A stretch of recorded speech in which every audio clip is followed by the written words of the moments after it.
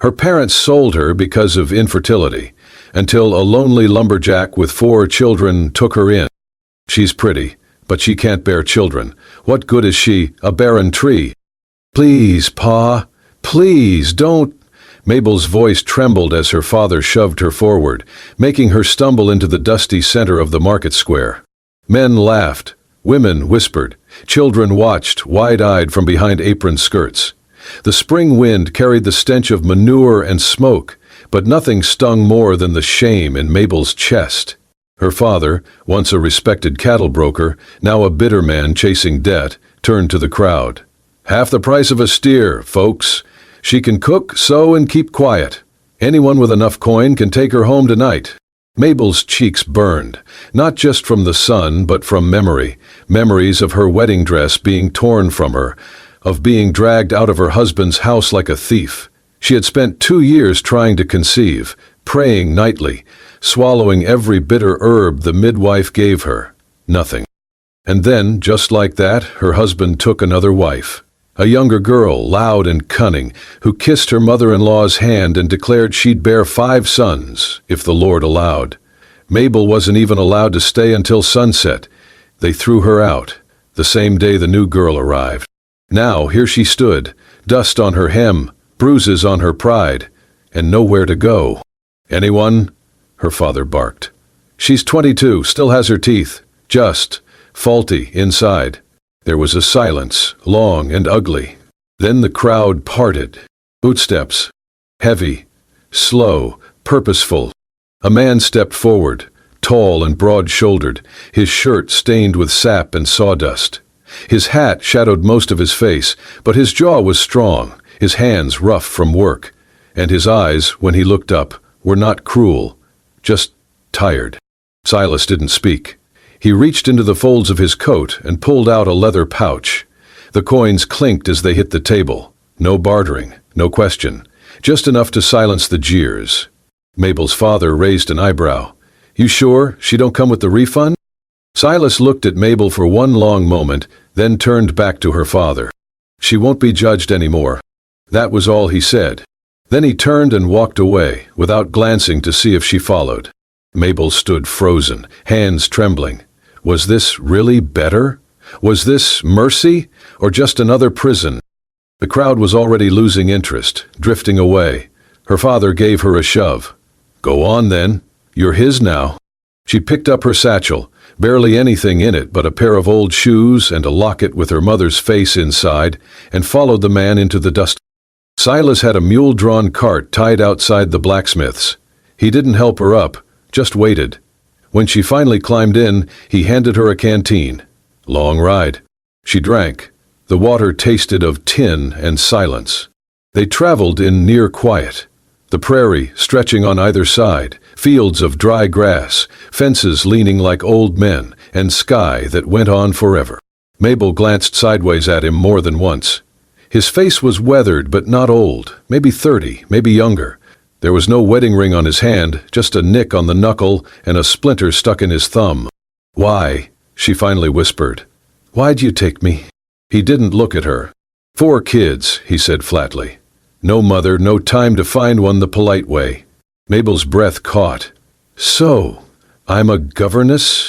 "No, just someone not cruel. That's enough." The cart rocked as they crossed a creek bed. Her heart beat in her ears. That night they arrived at a cabin nestled in a grove of pine and cottonwood. The front porch sagged. A wagon wheel leaned against the barn. Chickens scattered as they pulled in. 4 children peeked from behind a curtain, 3 boys, 1 girl, all with red cheeks and wide, suspicious eyes. "This is Ms. Mabel," Silas told them. "She'll be staying." The youngest boy, barely 3, toddled over and wrapped his arms around Silas's leg. Silas picked him up with one hand and opened the door with the other. "Room upstairs," he said to Mabel. "Warm water's in the bucket." She climbed the stairs, her legs shaking. The bed was small but clean. A single window overlooked the field. She sat on the edge and wept, soft and without sound. She had not chosen this. But for the first time in weeks, no one asked her why she was broken, and no one demanded she be anything else. Silas's cabin stood quiet at the edge of the pine woods, like it had always been there, grown from bark and time. The roof was patched with tarred hides, the porch creaked under every step, and there was no front door, only a blanket nailed over the frame to keep the wind out. Inside, the air smelled of pine resin, old bread, and children's socks. The 4 little ones weren't saints. They were wild like pups, quick to scatter, slow to trust. The oldest boy, Josiah, tested Mabel with narrowed eyes. The second, Eli, was louder, always hungry.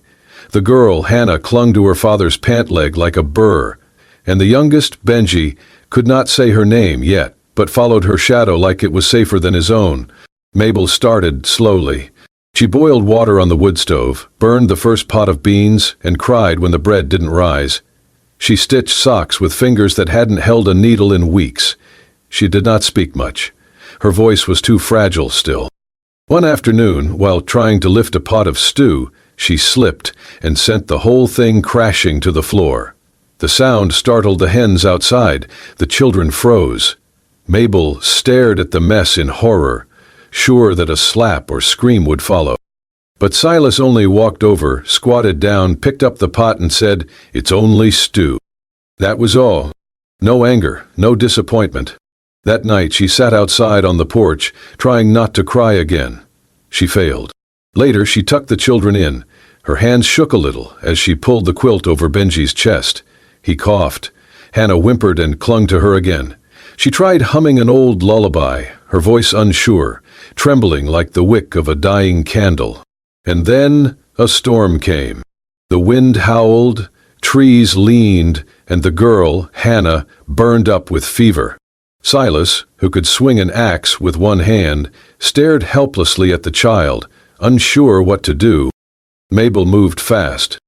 She boiled willow bark, crushed mint leaves, bathed the girl's forehead in cool cloths, murmuring gently through the night.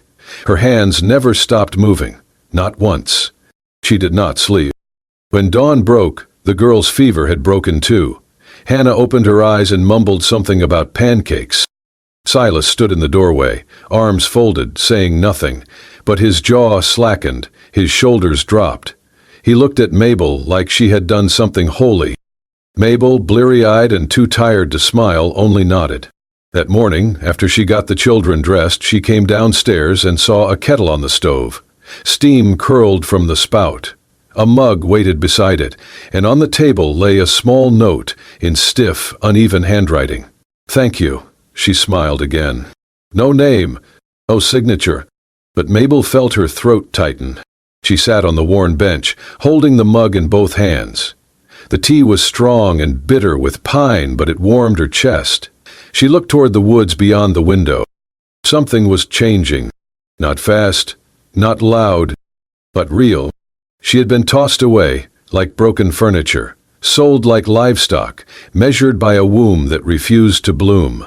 But here, in this lopsided cabin with no front door, someone saw her hands, her effort, her care, not her failure. That afternoon, Benji toddled up, lifted his arms and said one word clear as sunrise. "Mabel." And for the first time in weeks, she smiled back, not because she had to, but because she wanted to. Spring crept slowly into the pines, softening the frostbite that had gripped the land. Mabel no longer cried at night. Her fingers grew steady again, her voice firmer. She started teaching the children letters using charcoal on worn planks, helped them learn their names and hum simple songs. She showed Hannah how to tie a ribbon in her hair and stitched matching scarves from old feed sacks for each of them. They called her Miss May. She never corrected them.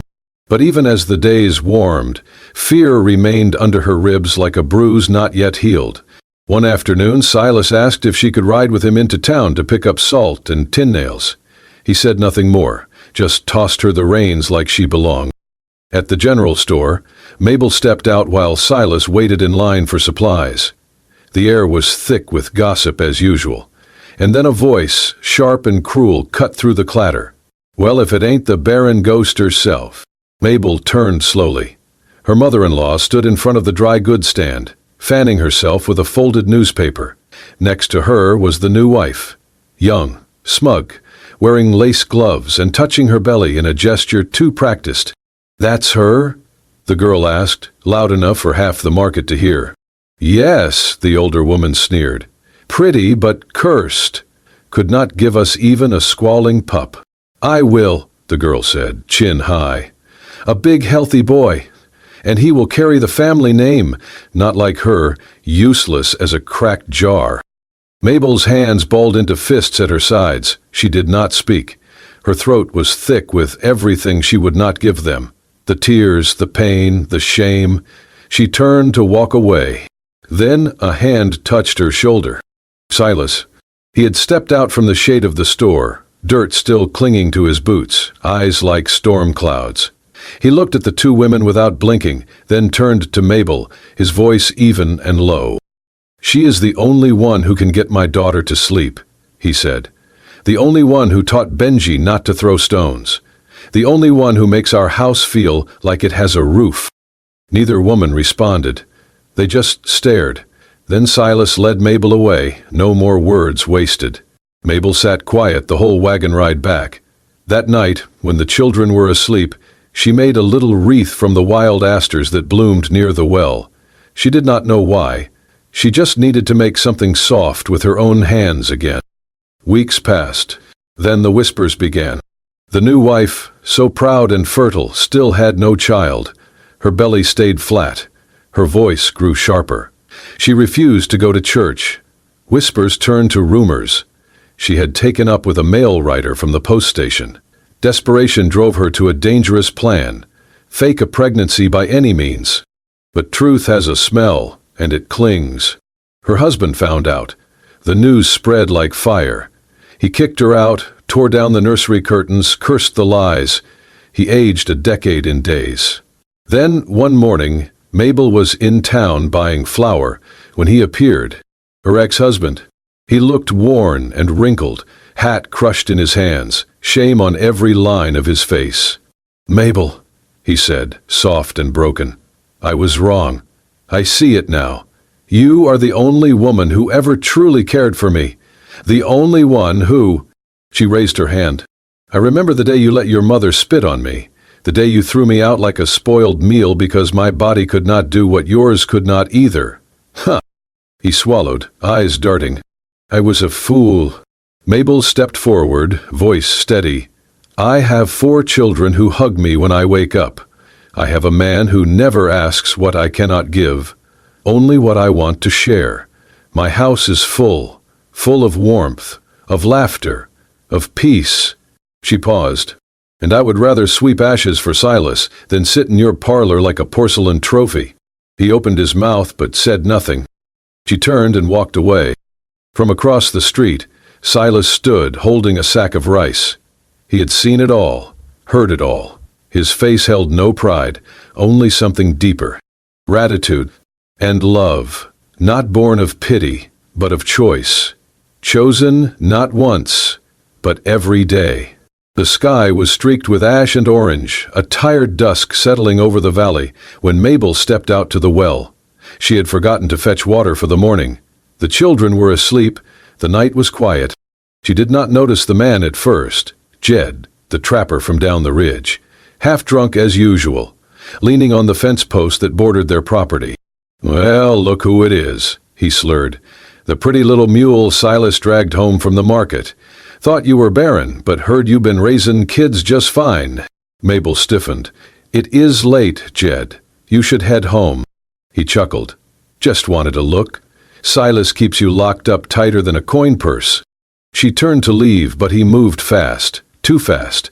His hand closed around her wrist, rough, unwashed, the grip tighter than necessary. "Come on now," he breathed, reeking of sweat and whiskey. "You owe us all a little smile after all that gossip." Before she could scream, before she could wrench free, a shadow moved like thunder from the barn. Silas. He was there in an instant, no words, no warning. One punch, clean, fast, straight to Jed's jaw. The man crumpled like wet canvas to the dirt. For a moment, all was still. Even the wind seemed to stop. Silas stood over him, chest heaving. Blood trickled from his knuckles. Mabel stared, heart pounding, but not from fear. She had never seen Silas raise his voice, let alone his hand. Jed groaned on the ground, but Silas did not look at him. He turned to Mabel instead, eyes dark and wild. "You all right?" he asked, voice low. She nodded, but her eyes were glassy. Her hands trembled. "I'm sorry," she whispered, though she was not sure why. Silas stepped closer, untying the red kerchief from his neck. Gently he reached for her hand, the one Jed had grabbed, and wrapped the cloth around her wrist. "No one touches you," he said. "Not unless I say." His voice was not angry, just firm, final. Then he looked at his own hand, bruised, bleeding, and shook his head. "Damn fool," he muttered, more to himself than her. Back inside, Mabel washed his knuckles. She used boiled water and a clean scrap of muslin. The room was silent but full, of tension, of something unnamed. "You did not have to," she said quietly. He would have left. Silas looked at her, eyes softening. "He should not have grabbed you." She dabbed at the blood. "Still, you do not even like fighting." "I like less seeing someone hurt you." She blinked hard, breath catching. "I cried," she admitted. "But not because I was scared. Because no one's ever stood up for me like that." He said nothing. Just looked at her like she was something delicate but not breakable. Something worth defending. When she finished, she sat back. He flexed his fingers. "Thank you," she said. Silas shrugged. "I reckon I do not want a world where folks like him think they can talk to you that way." She smiled, small and grateful. Her wrist still ached, but her heart, for the first time in years, felt held. Outside, the stars were sharp and bright. Inside, a man who never raised his voice had finally raised his hand for her. And she, a woman always told she was too little to matter, had been shielded like something precious. It was not love yet, but it was the shape love might take. It was a morning lined with frost, the kind that clung to fence posts and left breath visible. Mabel was kneading dough in the kitchen when the scream rang out across the yard, sharp, high, and unmistakably one of the children. She dropped the bowl, flour flying into the air like snow, and ran barefoot across the packed dirt. Silas's youngest son, Caleb, was crumpled near the woodpile. His leg was twisted awkwardly beneath him, the axe lying nearby, its edge streaked with red. "Oh God," she whispered, dropping to her knees. Silas was already there, his face tight, arms steady as he lifted the boy gently. "Go boil water," he said, voice calm but urgent. "Bring the bandages from the pantry." She ran, her heart hammering, her hands clumsy with haste. When she returned, Silas had laid the boy on the kitchen table, his pants cut open at the thigh. Blood welled from a long, ragged gash. Mabel's hands shook as she pressed the cloth to the wound. Caleb cried out, his face pale. "I know, baby," she whispered, voice cracking. "I know it hurts. Just hold on." Her tears dripped onto the boy's leg as she worked. Her fingers smeared red as she cleaned, wrapped, tied. She prayed with every knot, every whisper. Then, a tiny voice through clenched teeth, "Don't cry, Mama." She froze. The word lingered in the warm, damp air, Mama. Caleb blinked at her, lips trembling. "You make the best biscuits. You sing soft like my real mama used to." Mabel cupped his cheek with a trembling hand, the tears falling freely now. Later, when the boy was resting, his leg elevated, the other children gathered near the fire. One brought her a blanket. Another offered her a carved toy horse. "Papa said you're staying," said the middle child, a freckled girl with a serious brow. "Does that mean you're our mama now?" Mabel could not speak. She only nodded, and they did not need more. From that night on, they called her Mama without prompting. It was not loud, not ceremonious. Just real. A name formed by love, not birth. Silas watched it all in silence. He saw the way she held their hands when they were afraid of the dark, the way she braided hair with care, the way her eyes softened when one of them whispered her name. That night, after the house had gone still, Silas stepped out onto the porch where she sat alone under the stars. He stood there a long time before speaking. "I ain't ever been a good talker, you know that." She looked up. "You say enough." He nodded. "When I put money down at that market, I thought I was giving you a way out. But I never thought I had a right to keep you." Mabel turned, heart thudding. "I figured you'd leave once you had your footing," he continued. "And if that's what you want, I won't stop you. I won't hold you to what started as a sale." She stared at him, every muscle in her body trembling, not from fear, but from something deeper, older, more tender. "I used to think love meant being chosen at first sight," she said softly. "But I've learned something better, being chosen again. After people see who you really are." Silas's jaw tightened.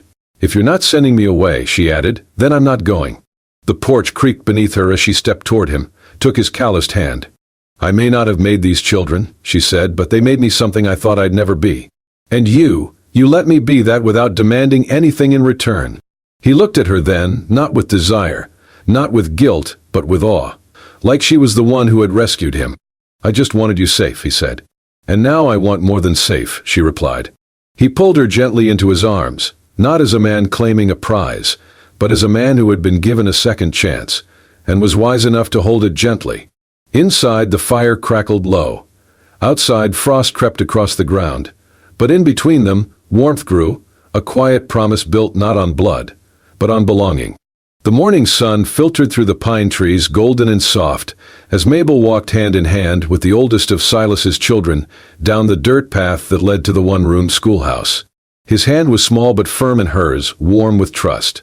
He was 10, bright-eyed, with a defiant smirk that often made her want to both scold and kiss his forehead. Today, though, he was quiet, maybe nervous. He clutched his reader book like it was a life raft. When they reached the little building, the teacher, a tall, lean man with spectacles too large for his nose, welcomed them inside. "We're just catching up on paperwork," he said politely, flipping through some forms. "I just need to finalize the birth registry, Mom." Mabel nodded, smoothing the boy's collar. "What's your full name, son?" the teacher asked. The boy straightened. "Thomas Jennings." "And your mother's name?" There was a pause. The teacher's pen hovered. Mabel's breath caught. Thomas looked up at her, then back at the teacher, his voice clear and sure. "Mabel Silas." She blinked. Her heart felt like it had been caught mid-beat. "Is that your mother's married name?" the teacher asked, slightly confused. Thomas nodded with a seriousness too old for his age. "That's what we call her." The teacher, perhaps used to complexities in frontier families, simply wrote it down and smiled. "Very well, Mabel Silas it is." Mabel felt the sting behind her eyes long after they stepped back outside. She had worn many names in her life. Mabel Barnes, daughter of a man who sold her. Mabel Jennings, wife to a man who rejected her womb before her heart. Mabel Nothing, whispered behind her back in the market. But this name had not been given by law or man. It had been spoken by a child with no reason to lie, no need to flatter. Just truth. When they returned to the cabin, the smell of smoke and pine welcomed them. Silas was at the table, carving something small, a bird maybe. He looked up at her with a soft grunt. "The boy do all right." "He did more than all right," she whispered.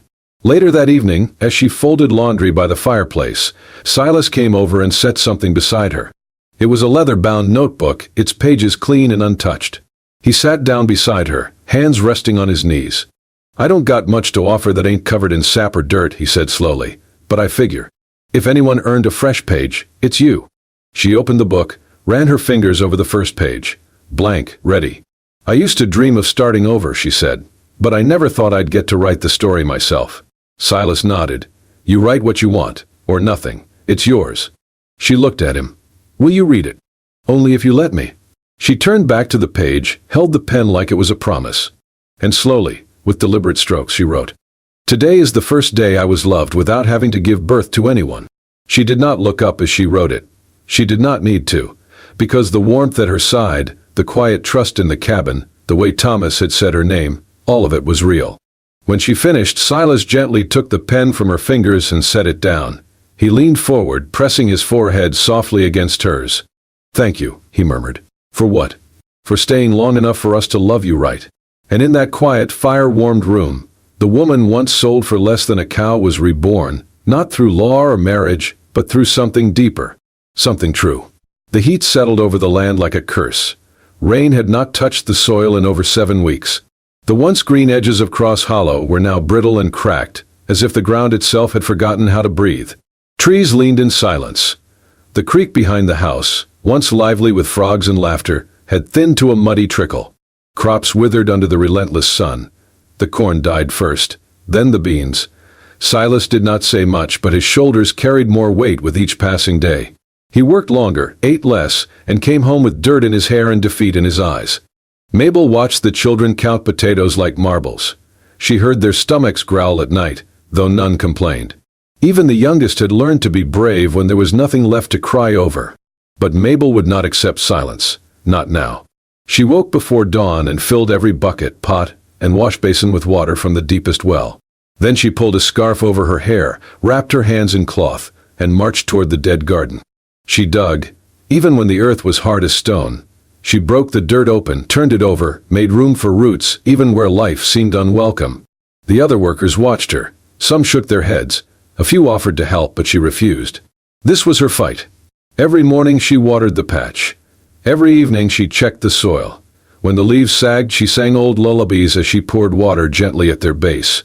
One afternoon, Silas stumbled through the door, face pale, knees buckling. She caught him before he hit the ground. "Just tired," he rasped, waving her off. But she felt the heat on his skin. He burned with fever for 2 nights. Mabel stayed beside him, wiping sweat from his brow, spooning broth into his mouth between fits of coughing. She spoke softly, stories of green hills and warm bread, though her voice trembled with fear. One night, as the wind howled like a ghost against the shutters, Silas turned in his sleep. His hand reached out blindly, and he muttered, "Mabel, do not leave me, not you too." Her breath caught. She leaned down, lips brushing his temple. "I am not going anywhere," she whispered. "Not when I am needed. And here, I am needed." The fever broke by dawn. When he opened his eyes, she was there, hair undone, dirt smudged on her cheek, hands rough from the hoe, but warm as ever. "You look like hell," he croaked. She laughed. "You should see yourself." Outside, the garden was not dead. Not yet. Tiny green shoots had started pushing through, reaching for life. A week later, one of the boys ran in shouting, "May, there's a tomato." Mabel ran out. There it was, red and stubborn, clinging to a vine as if defying the sun itself.